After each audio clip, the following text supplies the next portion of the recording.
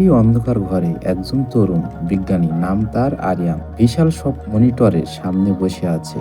বাইরে প্রবল বৃষ্টি আর বজ্রপাত হচ্ছে। মহাকাশ থেকে আসা কিছু অদ্ভুত সিগন্যাল ডিকোড করার চেষ্টা করছে। হঠাৎ একটি মনিটরে নীল রঙের পালস দেখা দেয়। আরিয়ান হেডফোন কানে দিতেই শুনতে পায় একটি সুর, যা মানুষের তৈরি কোনো বাদ্যযন্ত্রের মতো নয়। স্ক্রিনে ভেসে ওঠে একটি ম্যাপ, যা পৃথিবীর কোনো এক গোপন মরুভূমির ঠিকানা দেখাচ্ছে। আরিয়ান এখন সেই মরুভূমিতে, হাতে একটি ট্র্যাকিং ডিভাইস। বালির ঝাড়ের মাঝে সে একটি বিশাল পাথরের দরজার সামনে এসে দাঁড়ায়, যা মাটির নিচে চলে যায়।